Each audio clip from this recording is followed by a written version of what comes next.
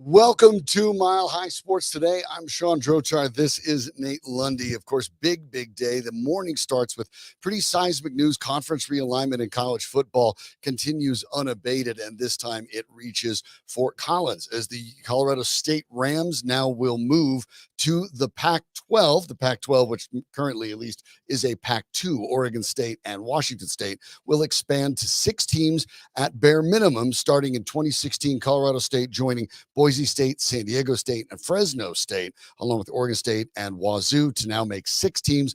The minimum is 8 required for the conference, but they have a 2-year grace period in which they can do that. And presumably 4 to 6 more universities may join them in the relatively near future. But the 6 universities of the soon-to-be reformed Pac-12 will work together on determining who the next round of expansion candidates will be. So you'll see some of that coming a little bit later. But big news coming out of Colorado State. We will have an opportunity to talk about it with President Amy Parsons and Athletic Director John Weber later in the program. So make sure you tune in from that. They'll be live with us on the program. But Nate, obviously a big move. And as someone who's an Oregon State alum now, seeing the Pac-12 sort of reform itself. And we thought maybe this would happen when Oregon State and Washington State decided to match up their schedules with the Mountain West this year. They did not renew that for 2025.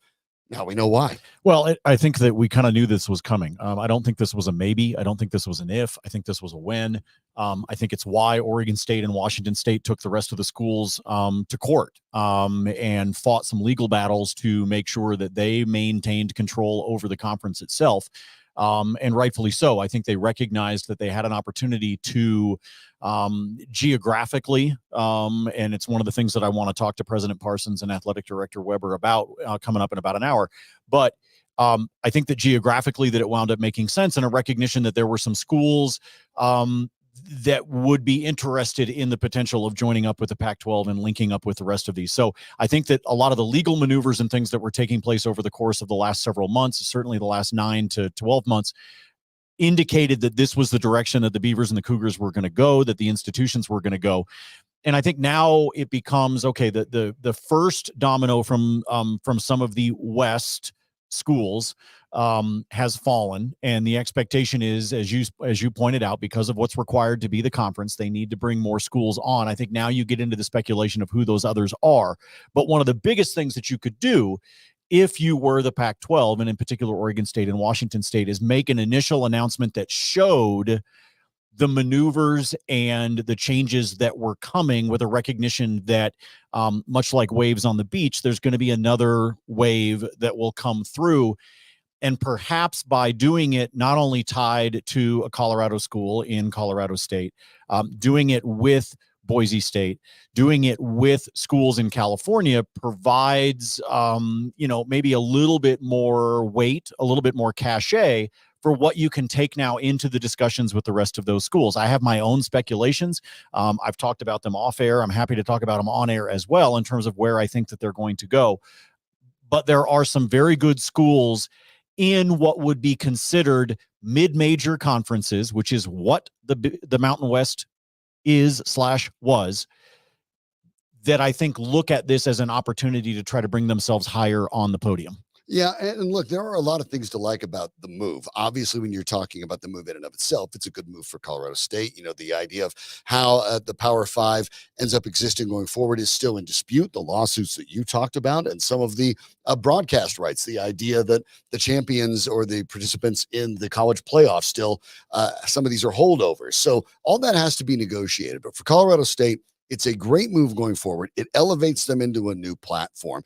And this made a lot of sense. When the Pac-12 sort of broke itself apart as parts go to the Big Ten, part go to the Big 12, it made sense for the Mountain West for a few reasons. One, it's got the next biggest clump of good-sized schools. Geographically, it makes sense, although that is purely nowadays handy, not a necessity, when you look at coast-to-coast super conferences that we're seeing now.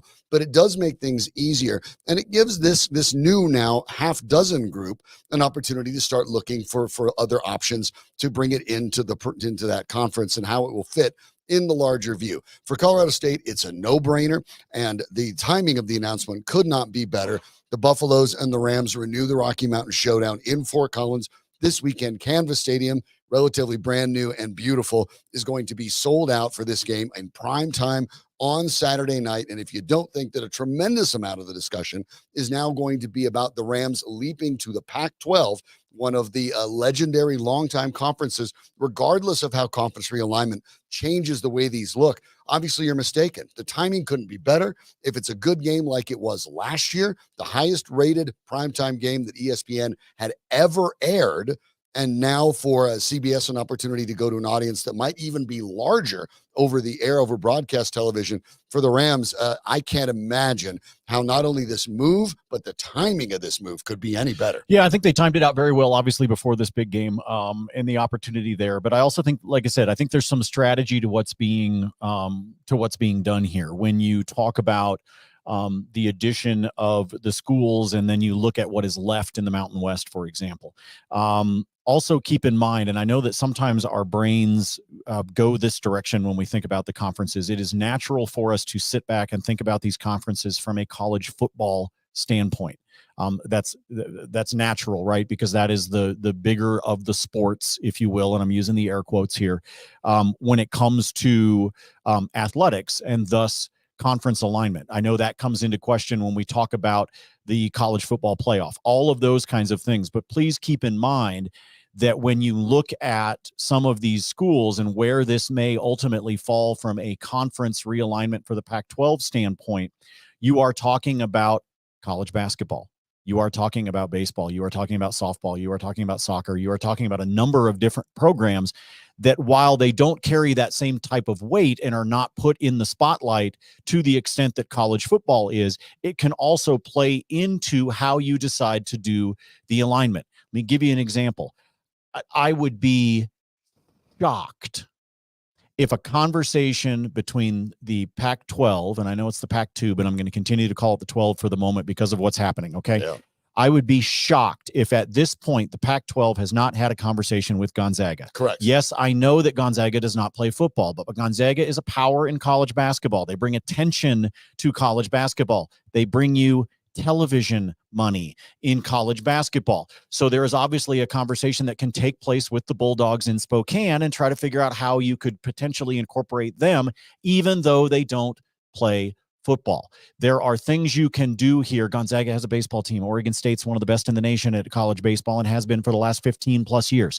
So there are other things that can drive this conversation, Sean, about where the realignment goes that are more than just college football. And I know it's what's top of mind, and it's in part because of what's going to happen in 48 hours up at Canvas Stadium. But we're also talking about a bigger discussion here about athletic programs as a whole. Yes, and that's an important part of this equation. One of the things that I've talked about ever since the University of Colorado joined the Big 12 is the idea that the Big 12 is an interesting football conference. It's certainly behind the SEC. It's certainly behind the Big 10.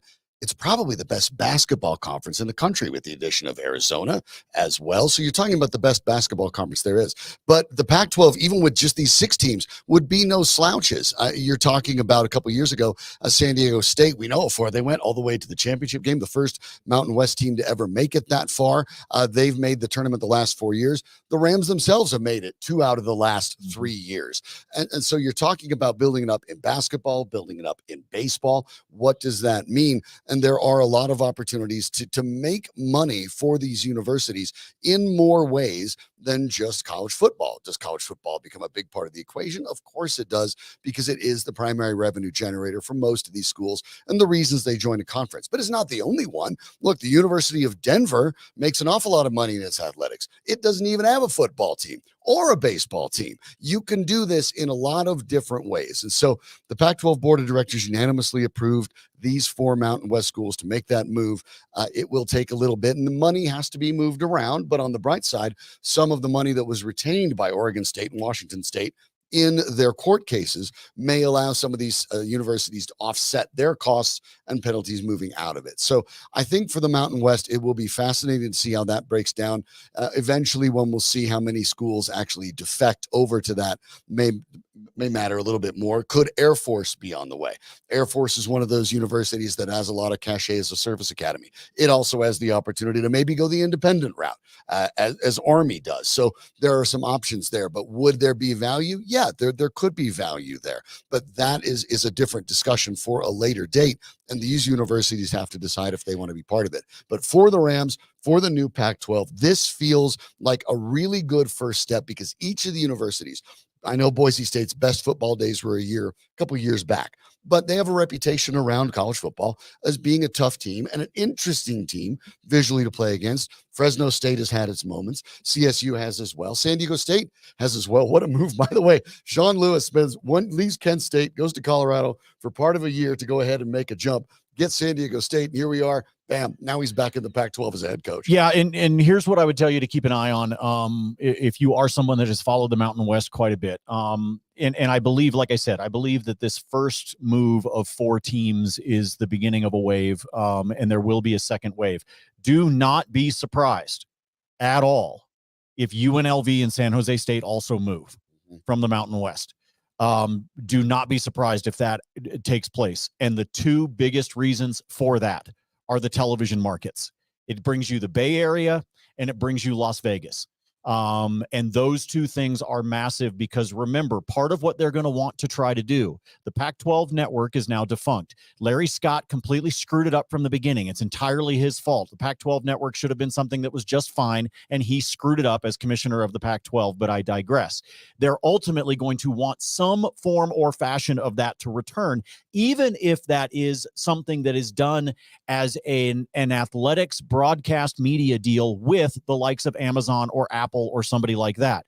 But they're going to need the potential of the population bases, and in doing so, they need to find themselves a way to replace Cal and Stanford. You need to find a way to have the Bay Area. That is vital to what you're doing. It's also big for recruiting, and you need the same thing in the market that is Las Vegas, that we have watched it continue to expand with the addition of the Golden Knights, with the addition of the Raiders, and with the expected addition of the Athletics. So as Vegas continues to grow, what you're doing is growing a potential fan base, and that means eyeballs on television. And that is where I believe, in terms of what is remaining in the Mountain West, I know you brought up Air Force. I think there are some other conversations to be had, but the 2 that I would watch if I were you in the Mountain West are San Jose State and UNLV. Makes a lot of sense. As we know, before the Pac-12 kind of blew itself to bits, the commissioner, after Larry Scott was doing his, Kleverkoff was doing his best to try to get a new television deal. One of the ones that broke down apparently last minute was a potential deal with Apple TV.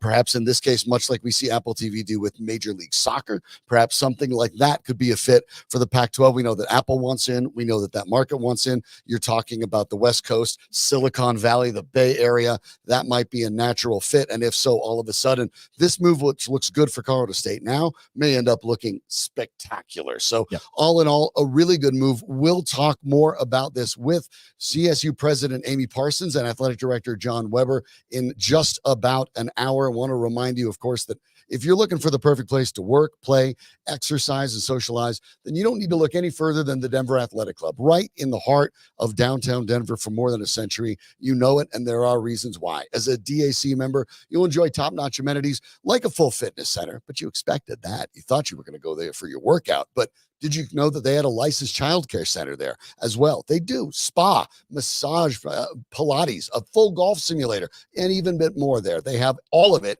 at the for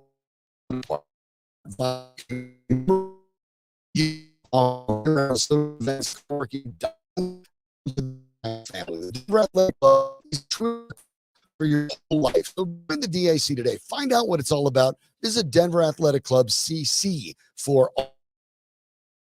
Unfortunately for the Denver Broncos, one of their rookie running backs, Audric Estime, after 2 carries for at least one for a good gain, but ended up in a fumble. The Broncos did recover. An ankle injury now will sideline him for at least 4 games, placed on IR. He can come back as soon as week 6 against the Chargers. But as we watched the Broncos running game struggle in the opening game and lost to Seattle, this is maybe more of a loss than you might think, even though he's a rookie back that would have been into a second game. Yeah, it would have been nice to have been able to see what he could do against this against the Steelers defense, which again is very stout.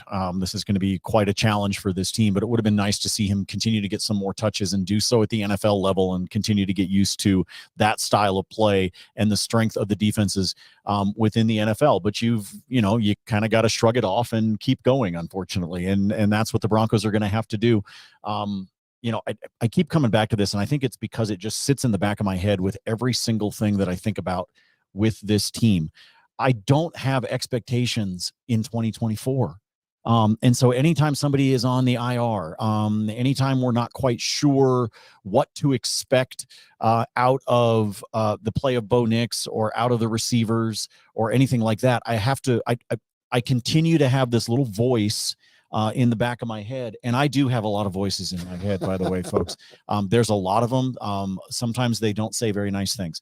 But I have that voice in the back of my head that reminds me that this is the beginning of the runway for this plane, and it's going to take it a little while to get off the ground, and that is okay. And I almost want you to visualize this with me as it's running down the runway. Have you ever seen a smaller plane when it's getting ready to take off? It's like you almost get a little bit of lift, and then all of a sudden it hits the speed that allows it to take off the runway. I want you to plant that visual, Broncos fans, in your head and recognize that that is what this team is going to do. Every now and then you're going to see a little lift, and then they're going to turn right back around and put their wheels back on the asphalt. Remember those bounce before you get going? It's gonna, yeah. I feel like, and you don't always see that with a big plane, right? But you see it with the small one, okay?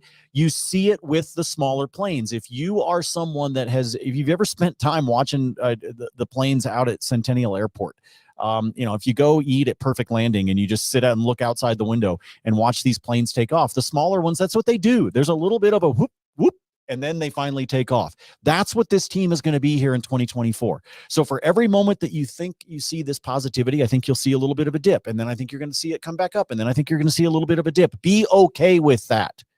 And part of that is the injury news with Audric Estime yesterday. Estime missed part of the June mandatory minicamp and OTAs with a knee injury that required arthroscopic knee surgery. Obviously got better from that and looked to have a role with the Broncos and still probably will. Look, Sean Payton made it very, very clear how much he liked Estime, a draft pick that he certainly had a hand in. And when he talked about 3 down backs potentially early in training camp, he mentioned 2, Samaje Perine, who's now with the Chiefs, and Estime. So obviously a lot of excitement about Estime from Peyton, and therefore probably should be from the Broncos as well, but it will have to wait. Fullback Michael Burton, who did play in the game on Sunday, promoted to the active roster. You talked about Caden Davis being added to the practice squad. Davis replaces Burton on the practice squad. So with the move of Estime to injured reserve, the Broncos rosters are fully complete. But when you look at the running game now, so you don't have Estime, you don't have that big power back.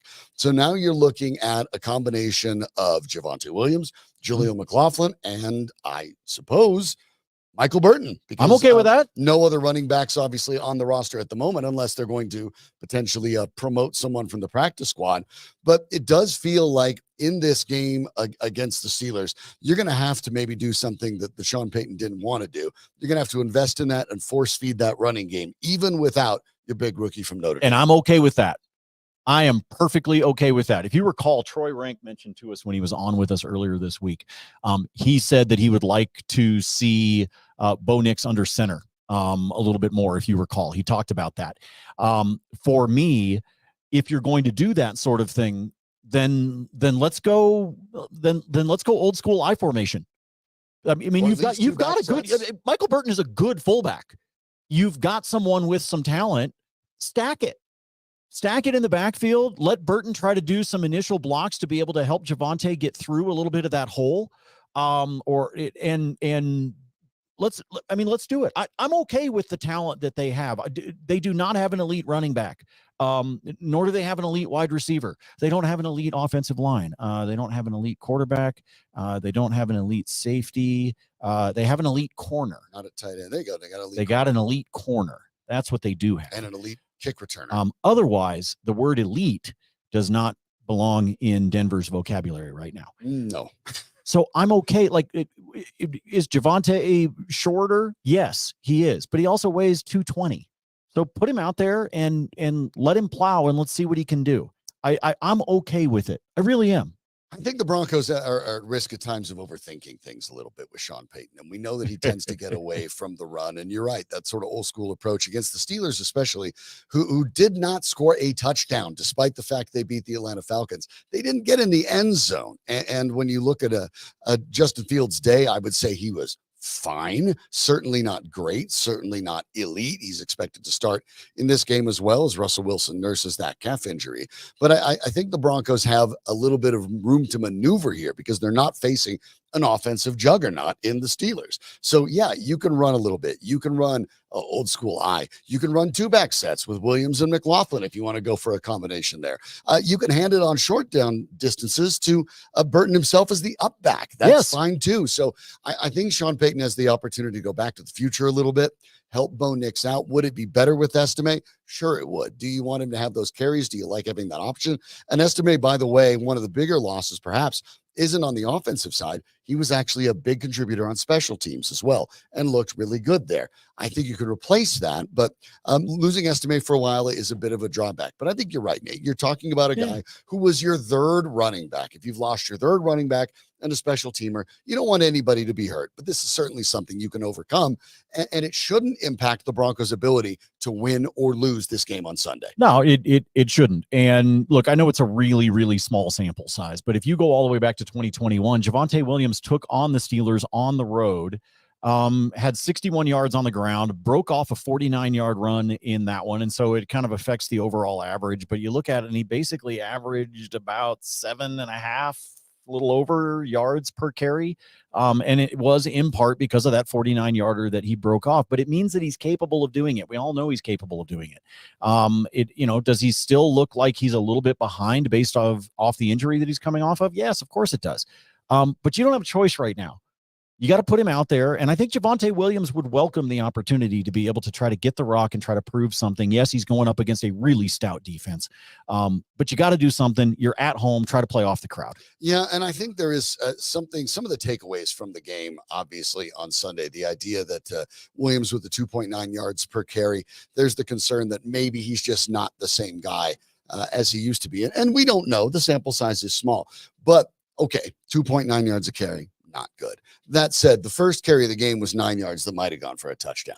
The second carry of the game might have also gone for a touchdown, but he slipped on both. Those are, for lack of a better term, equipment malfunctions, not Javonte Williams issues. And so I think if that gets better, there's a chance that we see a better Javonte Williams. So I think when you look at his performance, you need to make sure you don't overvalue a couple of the slip-ups, literally, that he and the Broncos made offensively. I think you need to be able to do this again with the home crowd, with the fact that the crowd is going to be with you on the timing, everything else with the offense. I think it's a good opportunity for the Broncos to prove they can run, and that will help Bo Nix, because if he has to throw 40 or more plus times a game, it's going to be an even more long season, Nate, than you and I thought it was already. Yeah, he doesn't need to be throwing that. Try to do it out of the backfield, do essentially an extended running play, if you will. And you can do that with McLaughlin. You can do it with a handful of different things, but I would like to see them, you're going to have to get a little bit creative, but guess what? You could have just about anybody at quarterback, and just about anybody at running back, and you have to get creative against Pittsburgh. It's a good defense with arguably the best defensive player in the league lining up, trying to remove your quarterback's head from his body, in TJ Watt. So this is not something that is unique to Denver. This is something that any team that is taking on the Pittsburgh Steelers has to deal with and has had to deal with Pittsburgh for a very long time. So don't be, don't recognize that this is not just about where the Broncos roster is. It's also about what Pittsburgh has done, where they have placed their emphasis over the course of the last several seasons, and how they build their roster, and how they continue to build around a guy like TJ Watt. So these are all things that I would have expected to be the case, regardless of who was at quarterback, regardless of who's lining up in the backfield, et cetera. Yeah, obviously this is going to be an important game for the Broncos, and the running game has to be a big part of it, because you want to control the tempo. You want to make sure that you put the pressure on Justin Fields. You want to make sure that the Steelers don't have a lot of drives in which they can score, and you want to make them go a long way every single time out there. And certainly Fields has the ability as a runner to really change the dynamics of the Broncos defense. But what they don't have is the kind of explosiveness at wide receiver. In Seattle's case, you have three good wide receivers and a pretty good tight end in Noah Fant, who at least has been catching the ball. And no, not a lot of run after the catch, but that's par for the course for Denver's receivers. Right. But you think for the Broncos defense, they will have a better matchup. There's a respectable running game in Pittsburgh. Is it as good as Kenneth Walker? I don't actually think it is, even though Fields as a runner certainly adds a lot of dynamism that you don't normally see. But the receiving game, no, you have George Pickens and Freiermuth here and there, and that's it. So the Broncos defense should be able, especially at home, to make this game low scoring. The bar for the Broncos offense when it comes to generating points is low. Bo Nix brought up the fact that on their two-minute drives of the game, they walked away with 10 points. And they need to be able to get more and do that more often. But that's one of the things I think you look at and you build on. And as you pointed it out, Nate, it will be situations where it's up, it's down. I get that. But for the Broncos, this is a Steelers team that is good. And I'm not discounting that. They never seem to miss the playoffs under Mike Tomlin. But for a home game, it feels like the Broncos are in excellent position to win this game. And we'll talk more about it tomorrow. But you want to see a better performance top to bottom. But again, given the way they lost and the way they played against Seattle, I actually really like this matchup for Denver. I think it's a good matchup. Like I said before, folks, as long as your expectations are where they are supposed to be, which is what? Low. I'm sorry. As 5 long wins, as your right? as long as your expectations are where they belong with this team, then there's really nothing about Sunday that can cause you to be too high or too low. Everybody get out there, take your Zoloft. All right. Keep yourself from getting too high. Keep yourself from getting too low, and you're going to be just fine. Like there are some folks out there, some of them in the media, some of them just keyboard warriors that are way overthinking some of the things with this team. And I understand that is part of our job. And Sean and I do the same thing. We try to analyze this team and we try to do so. But what do I keep telling you guys for 15 years of working in this market? I'm a fan first and a host second. And as a fan, I know where my expectations belong. And so, you know what? I'm going to sit there on Sunday in my seats in the South stands. I'm going to have a cold beer in my hand, and I'm going to hope that the team doesn't embarrass themselves. That's actually where my bar is. That bar is really low. Don't embarrass us. Really low. Be competitive. That's all I need. That's all I need. That's all I need, man. That's all I need. Now, you want to be in a good mood going into Sunday? Yes. I got an idea for you for what you can do on Sunday. Speaking of a chance to be able to hang out with some folks and actually enjoy the excitement. You know, we talked about what a great opportunity this was for CSU to make this announcement today, getting ahead of the Rocky Mountain Showdown, and that is Saturday at 5:30. You know exactly where we're going to be. It's going to be at number 38 in Rhino, our favorite place to be able to go for our watch parties, and we are there for every single CU game this season, home or away. That is where you're going to find us, and we're going to be enjoying the TVs on the inside. We're going to be enjoying the stage, the big screen on the outside, live pregame broadcast, live postgame broadcast as well. And we want you to come out, get surrounded by fellow fans to be able to cheer on. Look, if you're a CSU fan, come anyway. I know these are our Buffs watch parties, but if you're a Rams fan, you're looking for a place to be able to go, come on out. We welcome you as well for this Rocky Mountain Showdown. So you come out, you enjoy it. They've got great drink specials. It's sponsored by our friends at High Noon. So they've got specials on High Noon buckets as well. The food at number 38 is spectacular, especially the burgers. The California Schmatty, cannot recommend it to you enough. Make sure that you are grabbing that one. Grab the tots too, if they ask you what side you want.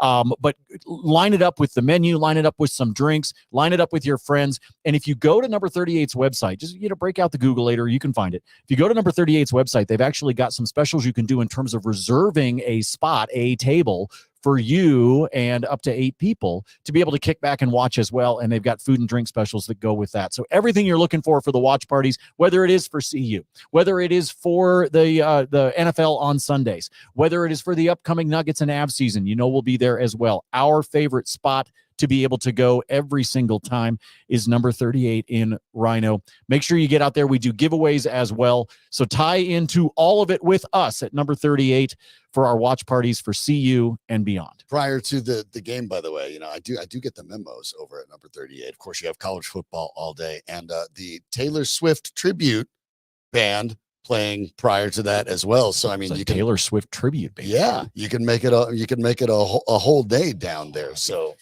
that's gonna be fun. see, you can go say hi to Nate, get him a friendship bracelet or something while you're there. I'd take a friendship bracelet. Yeah, why not? I mean, right? I don't have any friends.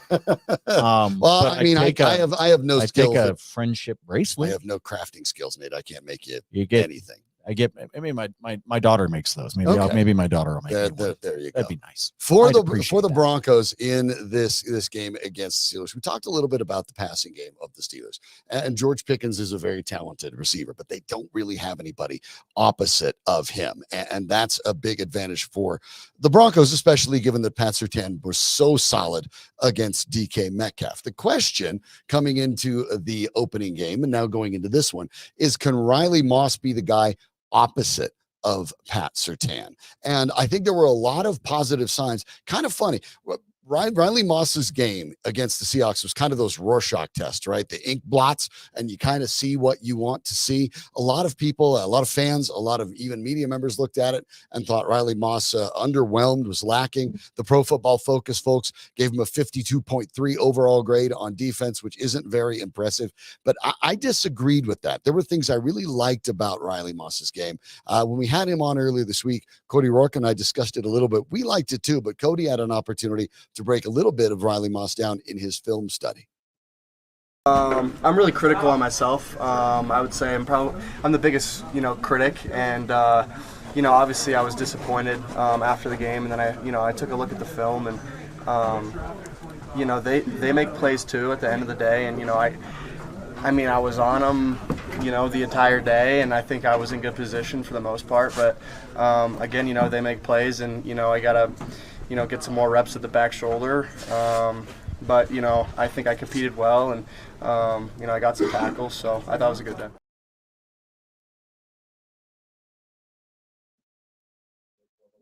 You can see the interview there with Moss, obviously, and I think there was a lot to like, Nate. When you look at Tyler Lockett, who he ended up being on the majority of the time because, of course, he's opposite of DK Metcalf. You look at the stats and say 7 targets for Lockett. He got 6 catches, 77 yards. 5 of those 6 catches went for first downs, including what essentially amounted to the game ender, the one-handed play that Lockett brought him with his left hand with Moss on him. But 2 of those catches in particular that I remember, Moss had him blanketed, including that final one. It is hard to get better coverage on Tyler Lockett than Riley Moss had on that final catch that Lockett had without interfering. It's as close as it gets. And sometimes the other guys get paid to make plays as well. And in Tyler Lockett, we're talking about, a Pro Bowler, a veteran, a guy that knows all the moves. I quite frankly didn't see anything that made me look at Riley Moss and say, wow, in week 2, I'd like to see something else. As a matter of fact, what I saw from Riley Moss, I want to see more. Yeah, you do need to be able to see more. And look, sometimes receivers make catches, and it doesn't matter, what the coverage is or how strong it is. Sometimes receivers are able to make catches, and Tyler Lockett is a talented one who, frankly, had a very down season last year. So, those that are playing fantasy or DFS are looking for a lot more out of Tyler Lockett. To be honest with you, you need to, continue to see that play out of Riley Moss. You need to see it out of even higher levels of receivers, which you're right. Pittsburgh does not necessarily have a world-beating receivers room, but you need to continue to see that progress as we go throughout the season, because there are going to be players that Moss is going to have to match up against, that he is going to lose out on that particular size advantage, things like that, more and more and more. So you're right. He did as good as I thought I would have expected. I'm still not convinced he's the right guy to be on the other side of Pat Surtain, and I sure as heck am not going to make that judgment after one game. No, and I think that's totally fair. When you're talking about this, it's a work in progress. I know the Broncos feel very high on Riley Moss. They like the size and speed combination. There's a lot of work to be done. When Moss came out of Iowa, this is a school that plays almost exclusively zone, and they have for a long time, to the point where you look at a previous Broncos draftee, Michael Ojemudia, who looked like he was probably better cast as a safety than a cornerback, was a cornerback at Iowa, didn't quite pan out with the Broncos. Chris Abrams-Drain, one of the Broncos draft picks from Iowa as well, expected to be probably a major contributor in that backfield. He was one of the guys that was inactive in the opening game. So there is some growth there when moving from that collegiate defense, in particular at Iowa, to the NFL game with the speed involved. Moss dealt with some injury situations last year as well that maybe held him back. So you need to see more. And I agree with you, Nate. I am not convinced, as much as I am curious to see Riley Moss, that I look at somebody on the Broncos roster and say, that's definitely the guy you have to have opposite Pat Surtain. I'm not sure he's on the roster. Riley Moss gets first crack at it. Maybe Abrams Drain gets second if Moss can't handle it, or maybe it's Levi Wallace when he's, who knows? But yeah, at the moment, this is what you've got. Travis Hunter is not available for the Broncos right now. Of course, that's the guy that when you get to draft time next year, you might want to look at for multiple reasons. But nevertheless, for the Broncos in this case, Riley Moss, I thought was fine. And I think this is why when people look at Pro Football Focus and you look at analytics, and sometimes it doesn't match the eye test. This is where I think when you get in an idea, and it's a small sample size in one game, Nate, but the idea of analytics versus scouting, right? And that's the wrong way to look at it. It's not analytics versus scouting. These are not different things. It's not as if they're in opposition with each other. What they are is different tools in the same toolbox, okay? When you need a screwdriver, you don't grab a hammer. When you have a hammer, you don't grab a wrench. You need to use the right tool for the right job. And that's where analytics like Pro Football Focus or any of the other ones that you may choose to look at ends up having a role. It works in concert with what you're seeing. And you need to take it as a football fan or a football analyst, or if you do what we do, as one of the perspectives, one of the angles and lenses of a prism that you need to view an entire player's performance with. You don't discount what you saw because the metrics said this. You don't discount the metrics just because your eyes saw this. You have to take all of it together. So while I think there are some things in the Pro Football Focus notes that I think have legitimacy, I also look at it and say, hey, you know what? A 10-year veteran got over on him with a quarterback that's been in the league for a long time. Good throws, good catches. Those might have even happened to Surtain, and guess Surtain's game score would have gone down, but I don't think any less of the player. We need to see more from Riley Moss. What I saw was not discouraging. It was encouraging, and he'll have a much better outcome against anybody that he goes against on the Steelers than he would against Tyler Lockett. Yeah, for sure he will. I think it's a better matchup. On paper, it's a better matchup. And I think it's also, frankly, a better matchup because of who we're expecting at quarterback. Justin Fields is not the same level of quarterback as a Geno Smith. End of story. Which is, with all due respect to Geno Smith, not the same kind of quarterback you're going to see in, Patrick Mahomes or Joe Burrow. So, well, or Aaron Rodgers or anybody. Right. I mean, there's better quarterbacks out there on the Broncos schedule upcoming. That's it. There are better ones coming. So the fact that you're opening up against Geno Smith and then you're going to go up against Justin Fields more than likely, to me, that's a ramp up for them to find some of the holes, to be able to look at things on film, find things that they can correct before they get to the point of having a much more, pocket tied type of passer, like what they're going to see with Aaron Rodgers, for example. Yeah, obviously for the Broncos, this is in that regard, the schedule, which is tough. It's tough, as Nate broke down multiple times. If you've been watching the show, 9 of the games this year on the road, as opposed to the 8 home games. And it is difficult because the AFC itself is absolutely, almost historically stacked, especially at the quarterback position. But in this case, you get Geno Smith, you get Justin Fields, even if you got Russell Wilson, which you're not expected to at this point. You're still not looking at those elite quarterbacks. So for Riley Moss and for the Broncos defensive backfield, which is sort of reinvented with Brandon Jones at safety, who I thought was also very good.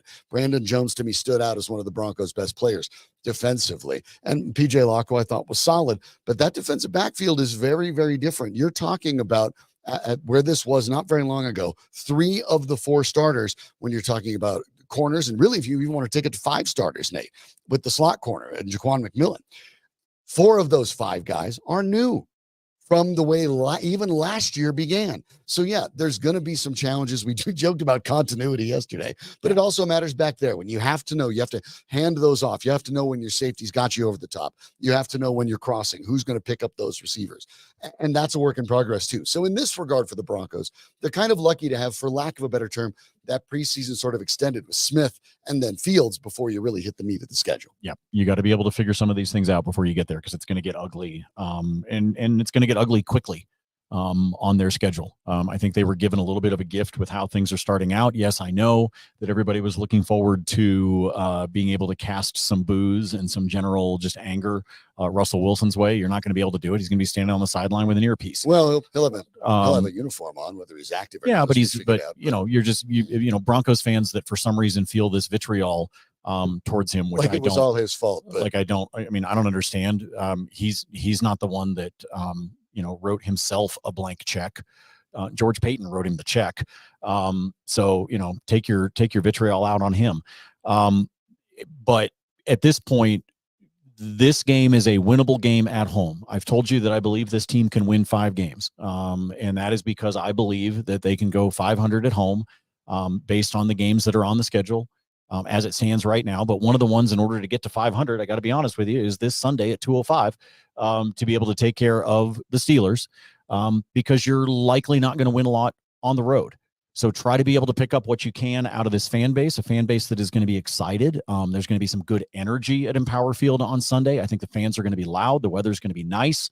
This is your opportunity to be able to show the fans something and give them hope. And to go back to what I said at the beginning of the show, to show a little bit of a jump on that plane as it's going down the runway. Yeah, for the Broncos, 3 of their first 4 games of the season are going to be on the road. They get this home game, and then they travel to Tampa Bay in week 3. And Tampa Bay looked like one of the, maybe surprisingly in week 1, that their playoff run last year may not have been a fluke. Looked really, really good behind Baker Mayfield. And then, of course, by week 4, they travel back to East to get the Jets in the Meadowlands. And by week 4, I suspect the Jets will look quite a bit better than the team we saw on Monday, losing to the 49ers, though it's hard to tell about any team when losing to 49ers because a whole bunch of teams not named Kansas City do that. So obviously for the Broncos, getting off to a good start is important. This game is important because otherwise, Nate, if they don't get this game, you could be staring at an 0-4 start. And even though, again, because our expectations are the Broncos are a 5 and maybe 6 win team at the maximum,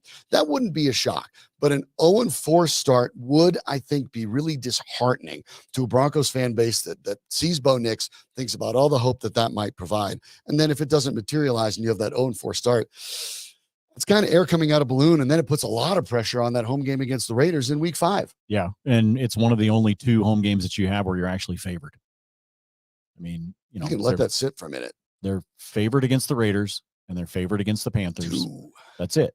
And so, look, I'm not at this point, I'm not really worried about Gardner Minshew and the Raiders. In fact, I'm not even looking that far. I'm looking at Pittsburgh. I'm looking for a competitive game, one that I think will be low scoring, by the way. I'm looking for a competitive game. I think this is one that they're going to need Will Lutz at his absolute best.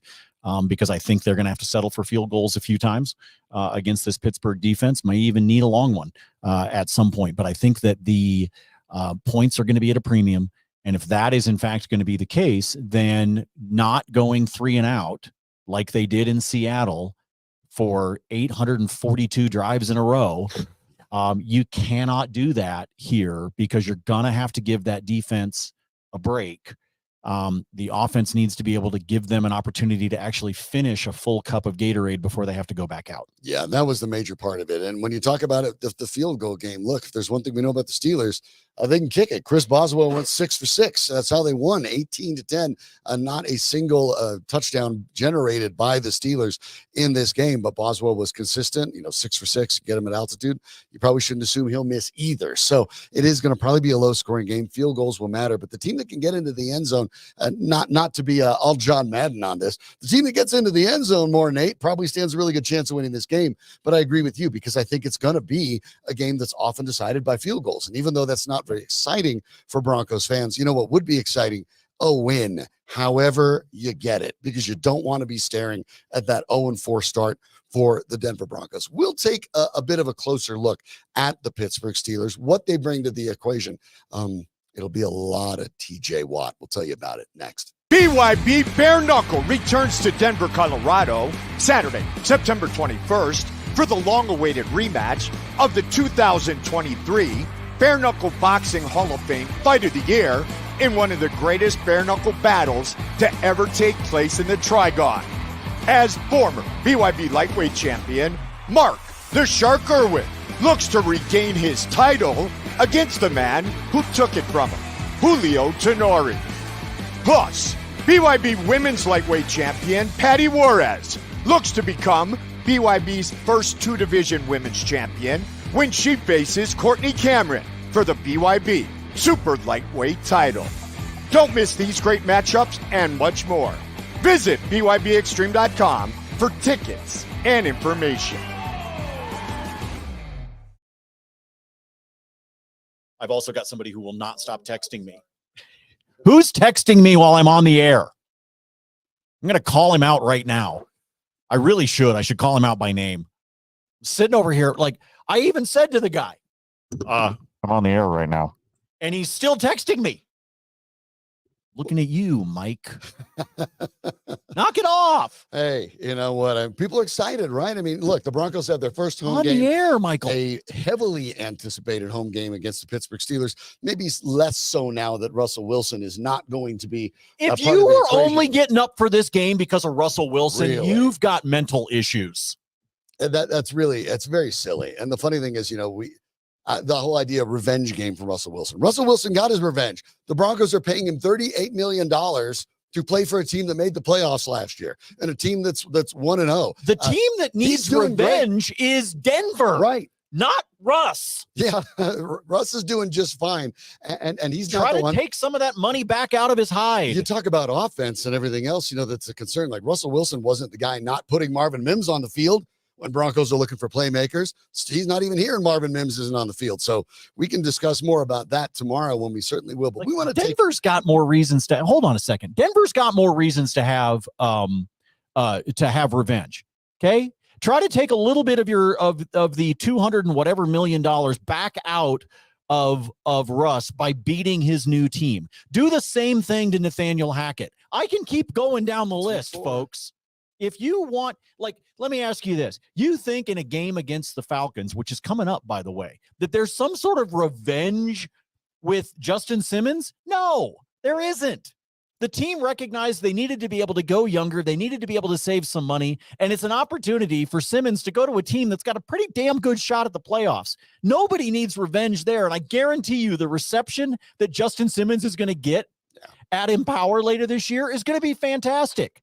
The revenge belongs on the Broncos side right now, not Russ. Yeah, and the funny thing is for fans, honestly, when you look at it, and I get it, it's not going to be a popular take. Russell Wilson was not good as the Broncos quarterback, that's for sure. But he was probably the best quarterback that they had since Peyton Manning. I don't think there's any question about that. And as we kind of see already, not all of it was necessarily Russell Wilson's fault. Yes.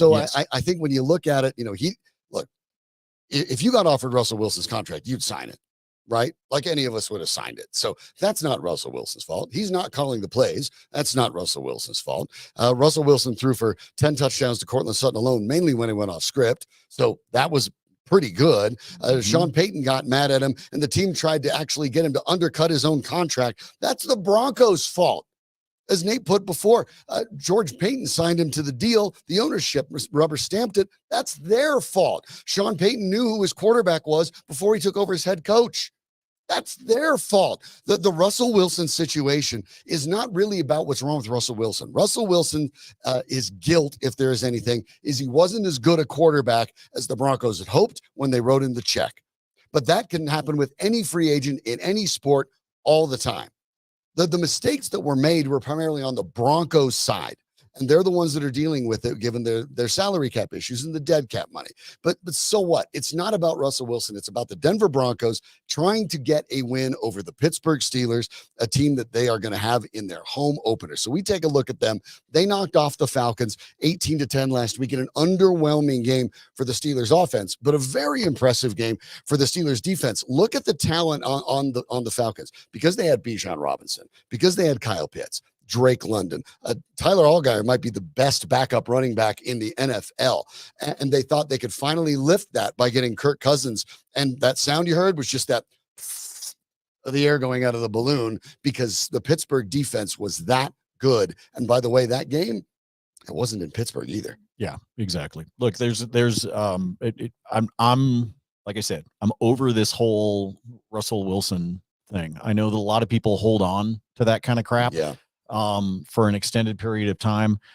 Fans are good at that. I wish a lot of times I wish fans had, it's interesting. Fans have the memory of a goldfish for certain things, but every now and then it's like having a splinter underneath your fingernail and it just sticks with you for a little while. And I know there are some fans that do that, but I come back and I reiterate what Sean just said.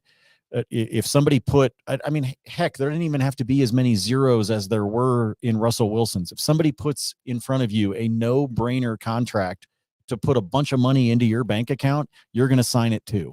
All right. It's just, it is. Don't act like you wouldn't.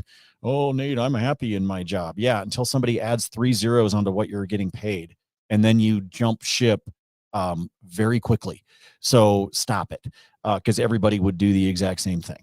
I think that the opportunity that the Broncos have has nothing to do with Russell Wilson. And frankly, in my opinion, it doesn't even have take the Broncos schedule and take it like a deck of cards and throw it in the air and let it land in a completely different order. I would be looking at this game on Sunday the exact same, whether this was the Falcons home game, the Carolina home game, the Raiders, the Chiefs, the Chargers. I don't care. To me, they all align the same way, which is I got a rookie quarterback that I need to see if he learned anything along with his head coach between game 1 and game 2. Yep. That's the primary part of it. And when you look at the Steelers, it's not going to be made easy. Of TJ Watt coming into town, Watt, of course, the 3-time NFL leader in sacks, including last year when he had 19. We know about what he can do to an offense. Whatever your game plan is, he can wreck it. The idea nowadays, when you see tackles, the left and right, we'll see with Garrett Bowles, the expectation is Garrett Bowles will be able to play. We'll find out if it ends up being Matt Parrott. Obviously, that may change things quite a bit. But when you hear about, boy, you got to get blindside tackles or whatever, look, this is why tackles more and more are equal on either side. TJ Watt tends to line up over the right tackle, not the left. The majority of the time, he's lining up over the right tackle. So that's a Mike McGlinchey job. Now, what has Mike McGlinchey been pretty good at over the course of his career? Run blocking. Where's his weakness? The reasons the 49ers even moved on. Pass blocking.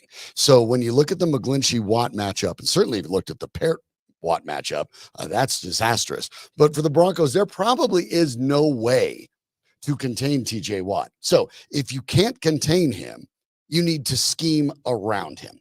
And that means you run more screens, you have more pre-snap motion, you do a lot of the things that the Broncos didn't necessarily do. There were a lot of dump-offs, a lot of passes behind the line of scrimmage. We saw that, but that isn't necessarily the same as a screen. There's not blocking setup. There has to be a lot more creativity in the play calling for the Broncos, because you can't stop TJ Watt.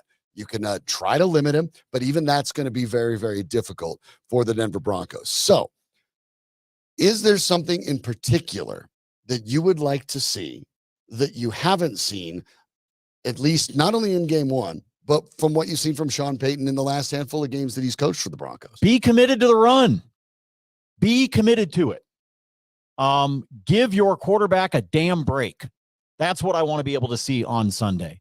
And if some of the runs get stuffed, guess what? That happens in the NFL, especially against the Steelers. If you're getting stuffed one right after the other, then yes, I understand you got to be able to expand your play calling, but don't run it twice, get frustrated and quit. That's what I want to make sure doesn't happen.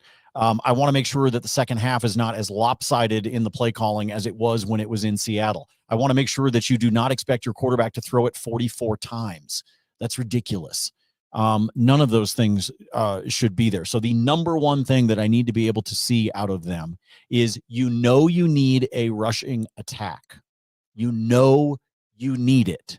It is going to help Bo Nix both mentally and physically in terms of his performance of getting the ball down the field. You need to have a running game. So if you believe, that Steelers defense is really tough, then use that apparent offensive mastermind that sits on top of your shoulders and figure out some plays that you can do that catch them off guard.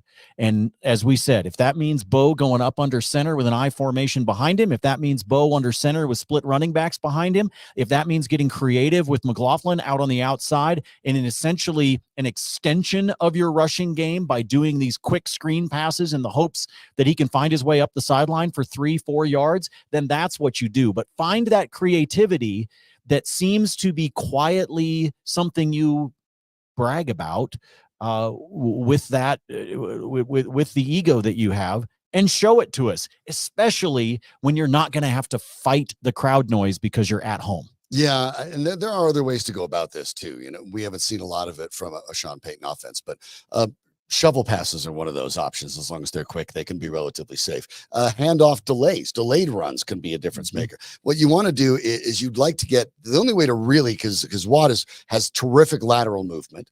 He reads plays brilliantly. The only way to really affect TJ Watt that makes any difference is you have to get him to over pursue. So that means delays, screens, other ways where you essentially let TJ Watt come and then get the play past him so he can't wreck it. And you have to commit to doing that, because you know what? He's so good. He's going to wreck some of those anyway.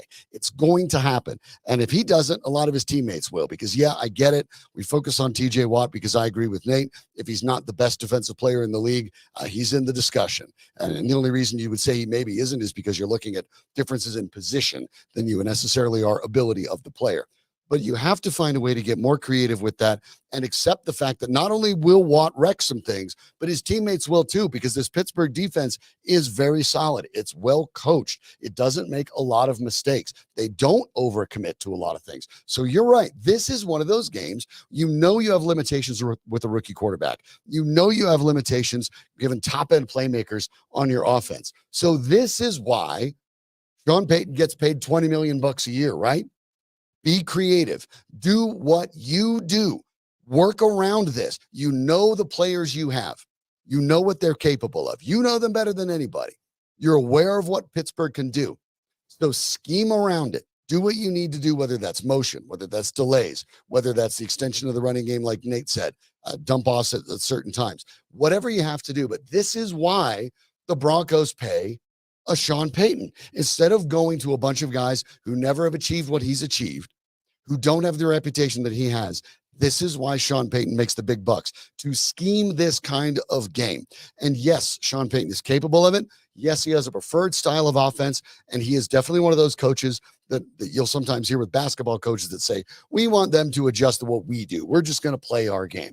Well, the Broncos don't have the kind of talent to just play your game. You have to adjust to what the opponents are going to do to be successful. So for me, this is what it's all about. This is not even a Bo Nix game. It's not a Javonte Williams game. It's not a Pat Surtain game. This is a Sean Payton game. It's his roster. It's his quarterback. It's his guys. And it's his scheme. He's going to have to find a way to scheme it around TJ Watt and the Steelers D. Yep. Agree with you 100%. Just that simple. Well, I want to recommend that, by the way, if you are looking for a home, or if you're looking to refinance your existing home and you're self-employed, there are a lot of challenges involved in that. And so our friends at SCL Mortgage can help. If you're self-employed and having trouble getting a home loan, you need to reach out to SCL Mortgage. They've helped thousands of self-employed people refinance their mortgage or buy a home with just their bank statement. No any sort of tax returns needed. The bank statement loan is all you'll need. SCL understands the challenges of being self-employed and how that equates to home ownership. So you can find them at myspecialmortgage.com or call 303-790-2222. That's 303-790-2222. SCL has been serving Colorado successfully for more than 23 years and knows how self-employed people have to maneuver in order to get their home or refinance their existing home. So please call them today or visit them at myspecialmortgage.com. NLMLS number 1200716.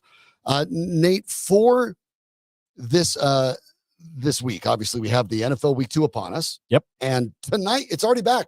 It feels like NFL Week 1 is already just over, but it's back. Thursday night football's upon us, and it is a good one. Bills at Dolphins. Both teams win their opener over in that division. We expect that to be a fight between these two the whole way. Mm-hmm. We'll get a chance to see it tonight on Prime Video, of course, for Thursday night, as it always is, 6:15. This is, again, I mean, much like last Thursday with the the Ravens and the Chiefs. I look at this game and say, hey, these are, to my mind, and I know maybe the people in Vegas feel a little differently. These are two playoff teams for me. I think they'll be in the playoffs, and I don't really know which team stands a better chance of winning that division because their styles are so dramatically different. Well, and it's also one of those that because of this early nature of this game being played, in week 2 from a divisional standpoint, whichever one of them wins tonight, I happen to believe that it'll be Miami. But whichever one of them wins tonight, yes, they make a statement, but it's also week 2, which means a lot of things within the AFC East could wind up changing again, as we go across even the next 2 weeks, let alone the next 14, if you will. So when we look at this game tonight, I like these early divisional games. I think they're fun. I think they add a little bit of excitement, obviously a little bit different. Like when we talk about college basketball, obviously you get all of those non-conference games early on, and you don't wind up playing your conference stuff until you get to January. Well, sometimes the conference ones are kind of fun. That's why from a college basketball standpoint, for example, I like things like the Maui Invitational. Like show me the good teams playing each other early, and then you wind up with some fascinating details by the time they come back around and play each other again.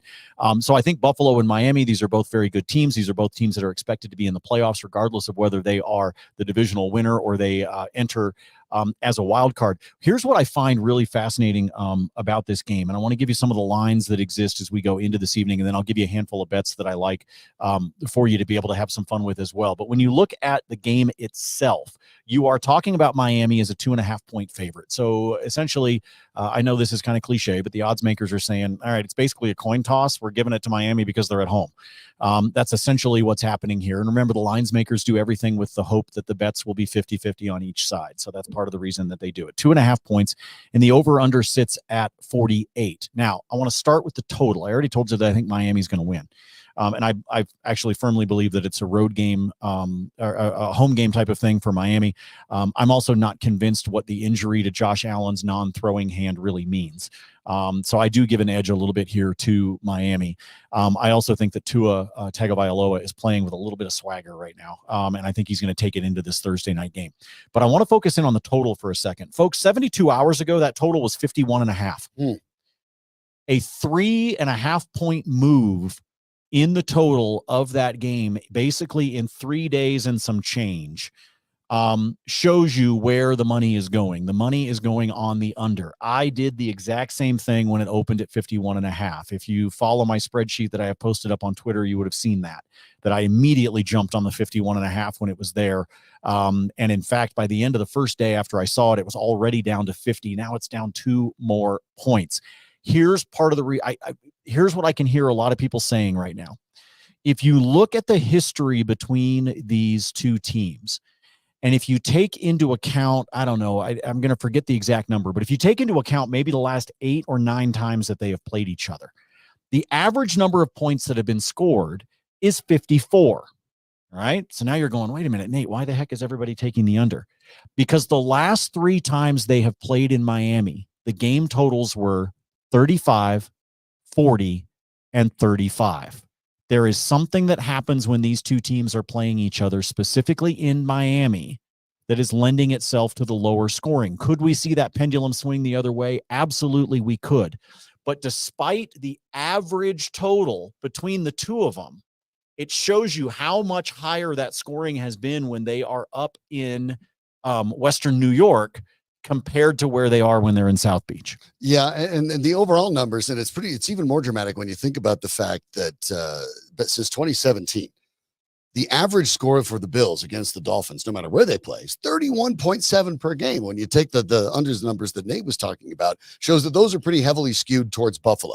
Josh Allen has had great games against the Dolphins in his career, 11-2 in his career against the Dolphins with 41 touchdowns, and he's been named AFC Player of the Week 5 times immediately after playing Miami. So we know he gets up for those games. We know he's expected to play well.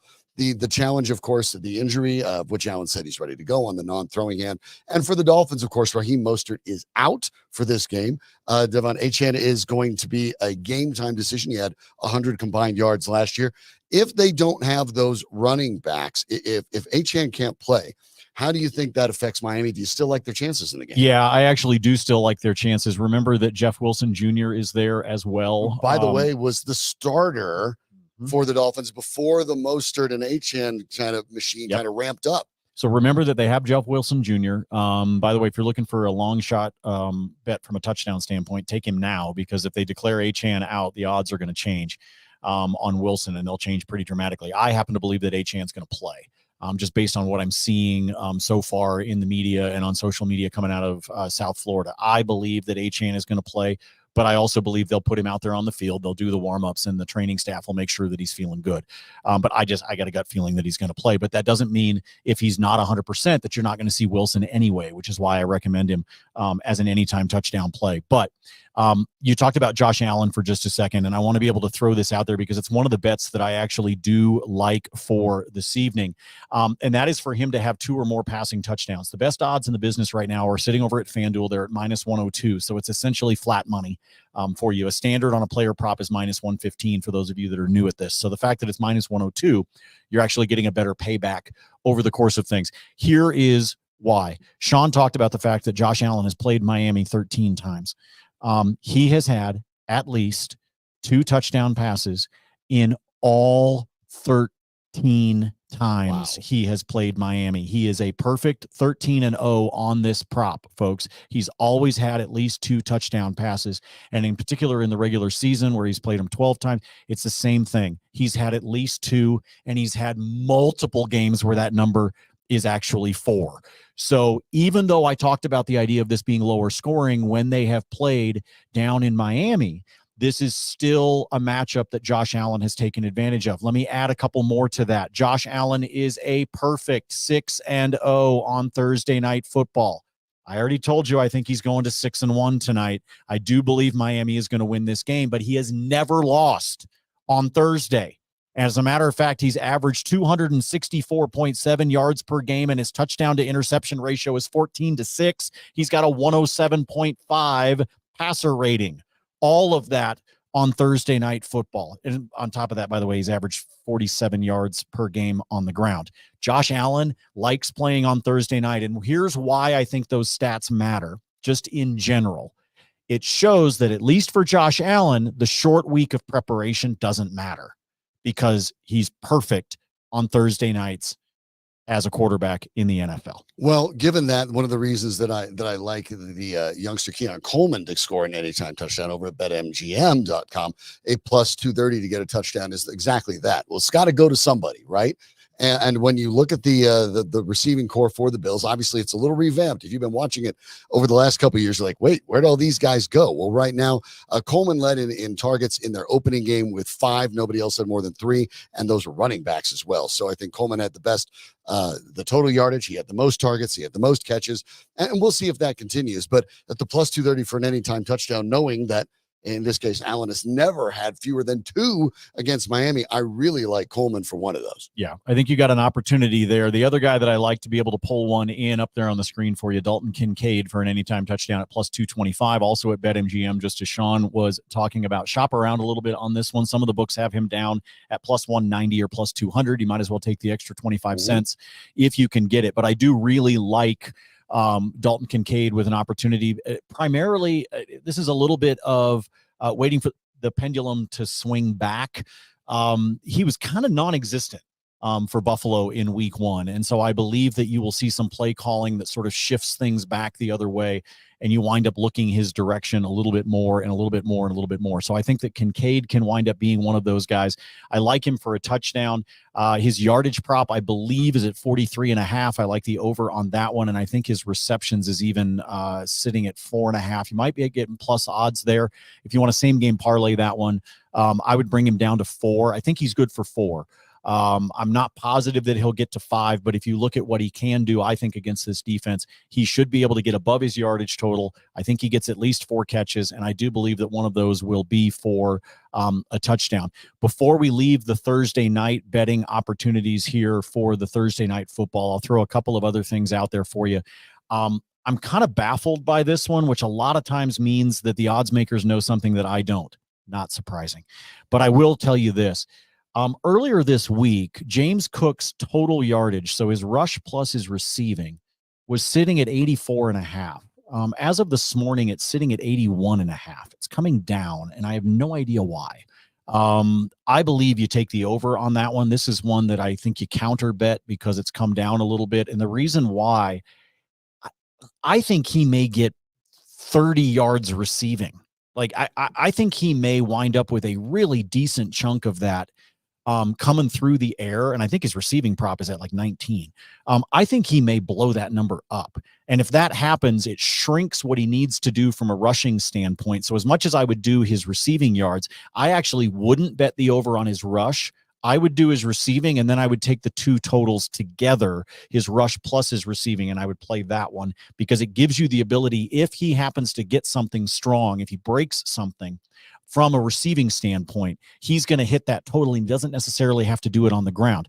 I think that his rush total will still be a decent number because if Josh Allen's non-throwing hand is in fact an issue, I'm not saying that Josh Allen isn't going to scramble because I think he can't help himself. But I think that there will be less designed run plays, less chances that he's actually running on purpose. And more of those wind up with James Cook.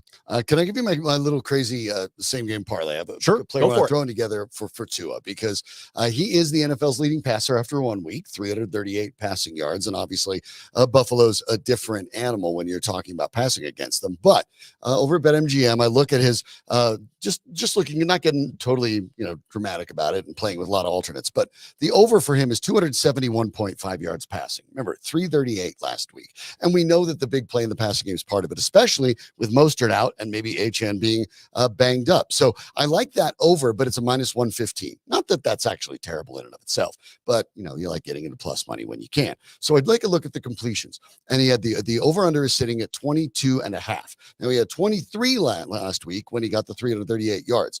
I think it's a little tougher to get to that number. So if you pick the under, which is the most likely at the minus 105, then that adds your same game parlay of just over 271.5 yards. So 272 yards on fewer than 23 completions gets you a plus 450. And knowing that this game might go a couple different ways, but if Miami's doing well, they're going to pass and hit the deep ball. If Miami's behind, they're still going to throw the deep ball. So I kind of like that one. It's a bit of a longer shot, but a plus 450. I think that's my little dart for tonight, Nate. Yep, you could have some fun. All right, my favorite football bet of the evening, ladies and gentlemen, is not in the Thursday night football game, believe it or not.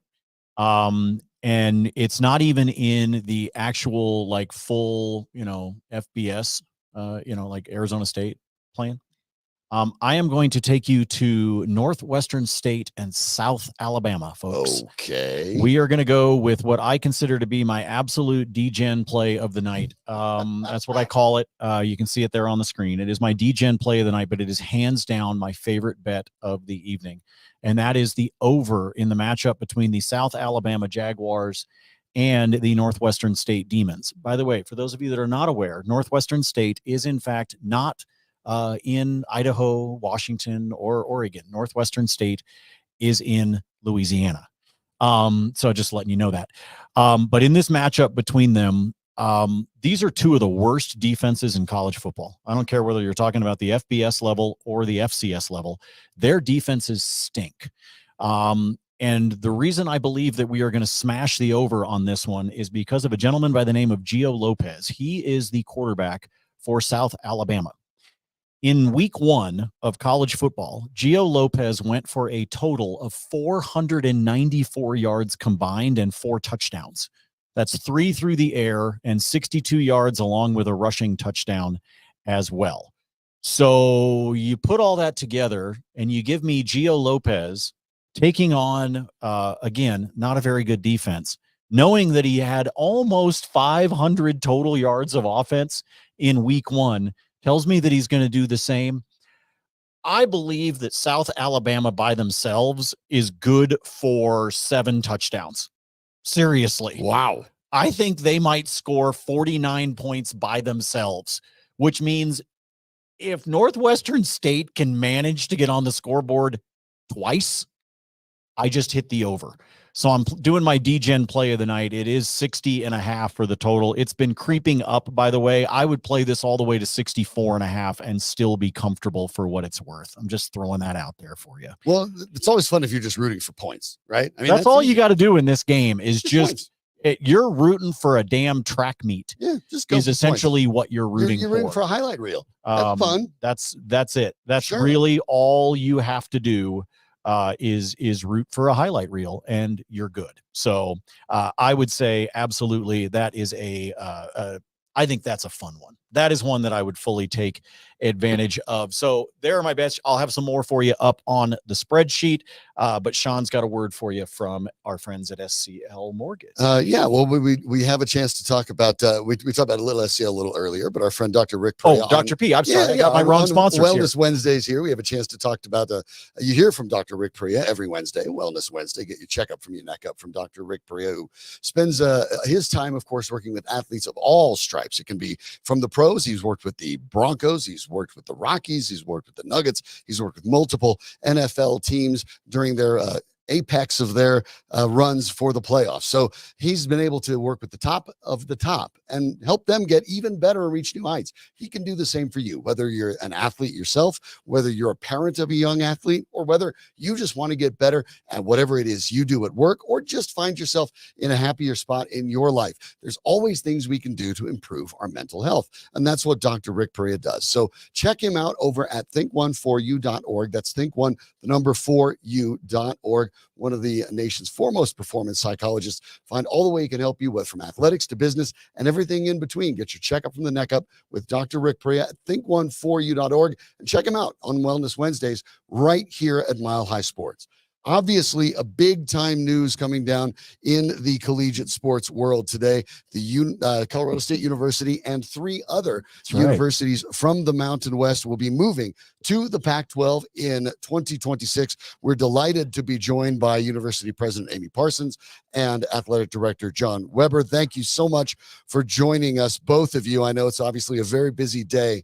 The first question I guess I would ask is, can you take us from the time in which the remaining 2 teams in the Pac-12, Oregon State and Washington State, coordinated with the Mountain West in scheduling until we've gotten from there until where we are today, where Colorado State, and congratulations, will be joining the Pac-12?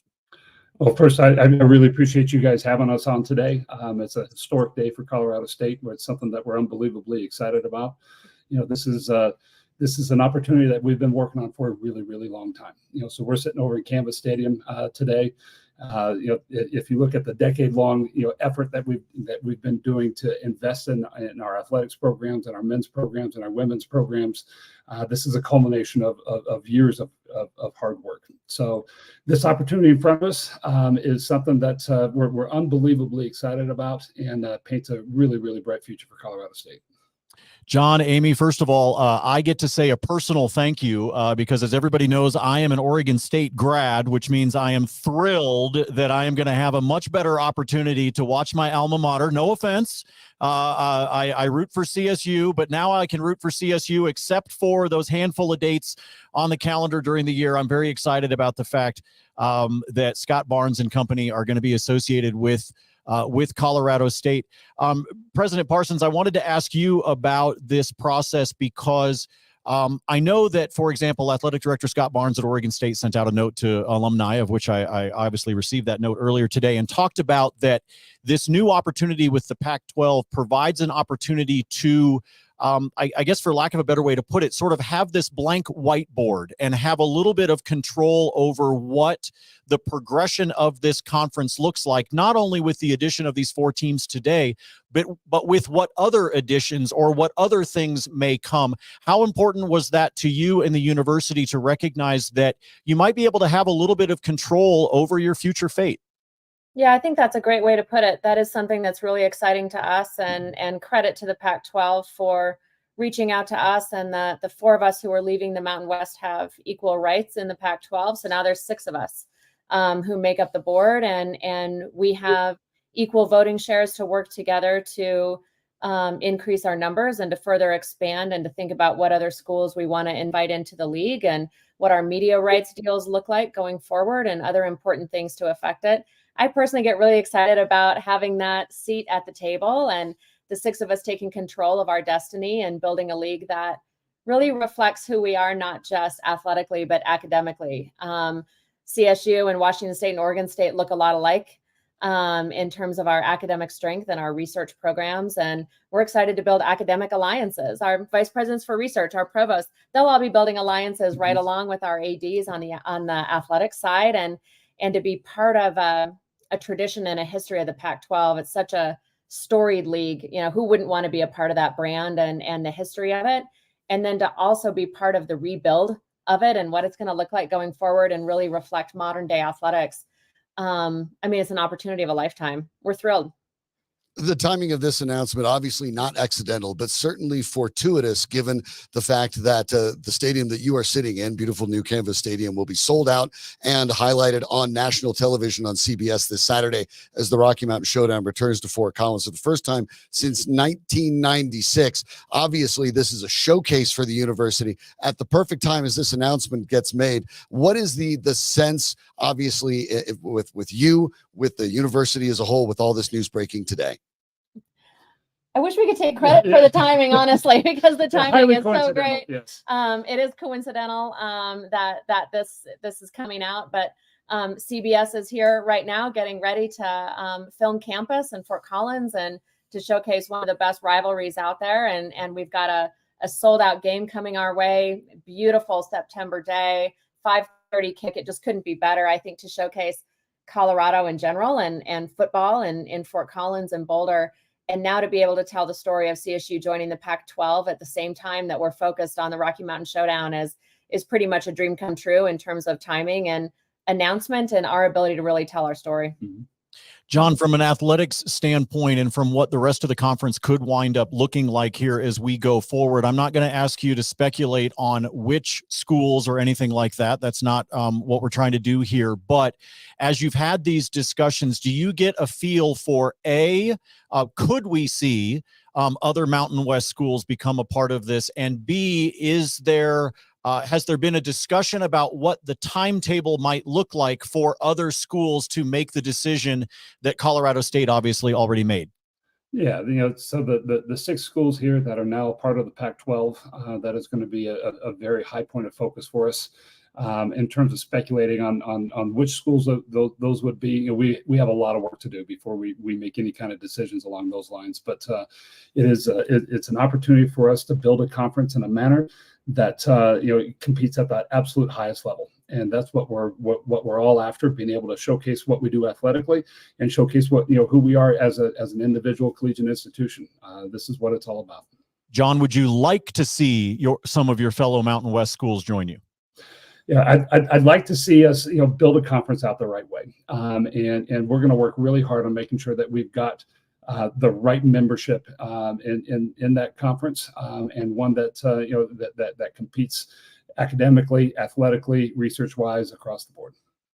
President Parsons, Director Weber, some of the things that Nate and I talked about before you joined us was the idea that when people look at conferences, and yes, you're sitting in the football stadium, but obviously the President Parsons referred to the research institutions, the nature of aligning with similar universities with the different styles, but the same objectives. But part of this in the sports world is not just about football. You have the Rams program has been to the March Madness tournament twice in the last 3 years. There's some of the schools that are joining you have had success in that as well. This is more than just about football. This aligns on a lot of the different sports that run the gamut of the sports that you run up in Fort Collins. Yeah, and that's why we're sitting here in the position that we are today, is because we've, across the board invested not just in football, but in our basketball programs and our women's programs and our facilities for our women's programs, and invested in our culture here at CSU and just running a really quality program. And, the Pac-12 looked at all of those when they decided who to invite into the rebuild. They look at us academically, who's going to be a great research partner, and all the hard work that we've been putting in here at CSU over the last decade or more really paid off with this invitation, as they're looking at who really competes on all of those different levels. Definitely not just football, although football is important. President Parsons, on that same line, though, when you talk about that, we know that, having the presence and ultimately a television rights and all those things that go into it, it's not just about the recruiting that obviously is important within the athletics for both the men's and the women's programs. It also tends to work with recruiting in terms of the students and in terms of incoming freshmen and transfers and things like that. You alluded to it a little bit earlier, but expand on that for me about the idea of this having the opportunity to expand the base of students that decide to call Fort Collins home and ultimately call CSU there and be an alumni. Yeah, you're absolutely right. John and I are both alumni of Colorado State University, and my job is to constantly be raising the visibility of Colorado State University and telling the story of all the ways that we're great and what a great college town Fort Collins is as well. Nothing does that quite like, a game on Saturday, a nationally televised game. Nothing does that quite like athletics. Joining the Pac-12 raises our visibility, just gives us more ways to tell our story and who we are. We're excited to be part of the Pac-12 network, Pac-12 Enterprises, what we're going to be able to do with that network going forward to tell our story at CSU. So you're right. This just gives us the platform that we need to further tell the story of Colorado State University and shine a light on all the great ways that we're a tremendous research university here in Fort Collins. So yeah, a lot of things that we can do, I think, with Pac-12 Enterprises, new tools that we don't have currently, and we'll be exploring those in full force coming up. It's interesting. Obviously, it must be slightly bittersweet. Obviously, when you're talking about Colorado State University and its impact on the Mountain West's creation itself, been instrumental since the get-go. Now moving to the Pac-12, but such a rare opportunity now that they've been involved with creating, to an extent, one conference, and now getting to move to a power conference, but still with the opportunity to get in basically on the ground level again and help shape it and create it. What is the experience that Colorado State brings from doing that once before to the Pac-12, and how do you think that will function going forward? Well, he won't say it, so I'll just sing the praises real quick of our AD John Weber here, who brings such an entrepreneurial insight into what we're doing here at athletics, really understands where the landscape of collegiate athletics is going, which is changing all the time, changed dramatically in the last few years, probably more in the last few years than in the last couple of decades. And he and the team that he's built here at CSU really understand that landscape, know that we need to be moving within the landscape, taking advantage of these opportunities. So moving into the Pac-12 is a big bet on ourselves. It's a bet on CSU. It's a bet on the leadership team that we have here under John's leadership. And I'll make that bet any day. This has really taken some control over our destiny here. And I love the idea of moving into this new conference where there are 6 of us, schools with our hand on the wheel, and creating something that doesn't exist yet. Yeah, and the opportunity to basically start from scratch and build that conference in a way that we can take advantage of each other's strengths, each other's knowledge. We've got Oregon State and Washington State that have operated at the power level for quite some time. We're going to learn from them. They're going to learn from us as well. And I think the result that you'll see when we all come to market on July 1st of 2026 is that we're going to look different. We're going to behave different, and there are great days ahead for the Pac-12. John, Amy, we first of all, we want to thank you for your time. You know that in any normal sports talk interview, here I would be putting you on the spot and asking you for a prediction in tomorrow's game. But given the fact that you're sitting there in the stadium, you're both wearing the nice green today, I'm going to save myself the trouble because I know exactly how you're going to predict things are going to go down tomorrow. Yeah. Instead of worrying about what exactly is going to happen on the field tomorrow, although we all will be watching and enjoying it, I want to congratulate you, as I said right off the top, as an Oregon State grad. When I was left with the Pac-2, Sean and I both sat here off the air and discussed what we thought could happen. And at the top of that list was the thought process that Colorado State could be a part of a new and revamped Pac-12. I am thrilled to see it. I know that you are as well, and I think this is the first chapter in what's going to be a very good chapter, both athletically and academically, for the school. And I absolutely offer you a tremendous amount of congratulations from Sean and I, as well as from everybody at Mile High Sports, as you guys look to take this new chapter in 2026. We appreciate that. And we certainly look forward to seeing you up in Fort Collins here soon. Absolutely. Definitely will. Thank you both so much for the time. President Amy Parsons, Athletic Director John Weber from Colorado State, thank you both. Appreciate it. That is great stuff, and a great way to be able to see and to recognize. And I know that we sit and we talk sports, and we do that, Sean, together with our football. But I wanted to be able to say, like, what I thought John and Amy pointed out, and in particular Amy pointed out about the similarities between the universities. Right. Folks, I'm an Oregon State grad. I have been on that campus, obviously. I have been on Washington State's campus. I have been on Colorado State's campus. I cannot possibly tell you how accurate that statement by President Parsons was. Though the three universities right there, let's forget about Boise State and Fresno State, and let's forget about that for just a moment. Just talk about these three. The similarities amongst those three schools, the similarities of their campuses, the similarities of their research programs. Folks, my dad was the Associate Dean of Engineering at Oregon State. Okay, I'm aware of what it looks like for them. That statement by President Parsons could not be more accurate. Yeah, it really is. These schools have a lot in common, and a lot of research involved there as well. And I she didn't go over it again, but I will give you the statement that she released this morning, saying this move elevates CSU in a way which benefits all our students, bolsters our core mission, and strengthens our reputation for academic and research excellence. CSU is honored to be among the universities asked to help carry on the history and tradition in the Pac-12 as a highly competitive conference with some of the nation's leading research institutions. Remember that the money in college athletics doesn't all stay in college athletics. Correct. If you have questions about that, look at what's happened to the team they'll be playing on Saturday in Boulder, the University of Colorado, who have made an impact with Deion Sanders as head coach. Talk about anything you'd like to on the field. The impact in Boulder, $10 million on average per home game, has come into the Boulder community. Well, and stays, much of that stays within the university. Yeah, it stays within that. But the other thing to be able to keep in mind when we talk about what happens is CU also saw record in application for enrollment. And retention amongst those students. are things that make a difference. When Oregon State finally climbed out of the bottom of the toilet in college football, which is where it was for the vast majority of my childhood, and frankly, while I was there attending school, when they finally got out of that spot, they started to see enrollment grow.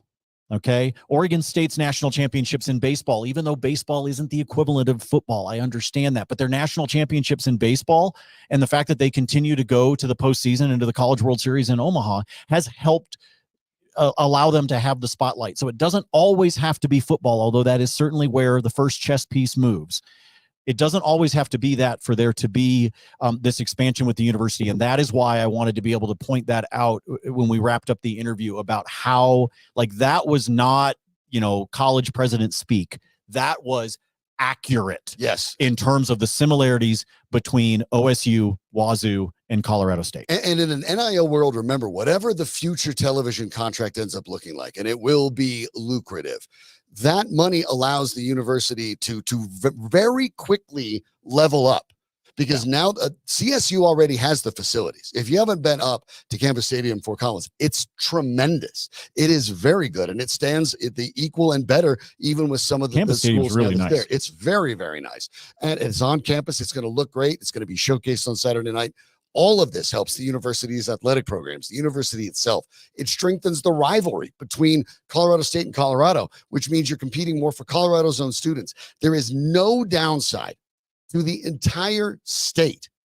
None for Colorado State to make this jump. It is a tremendous move at a tremendous time. And to hear them say that the release of this was coincidental is shocking. I mean, that means everything is going right up in Fort Collins right now. Yep. Because all of Saturday is going to be talking about Colorado State's move to the Pac-12. And recognize the value of having two people in very prominent positions at the university, both as alumnus. Yes. That is also by the very way, valuable. as being reactive enough, and thank both of them again for this news broke this morning.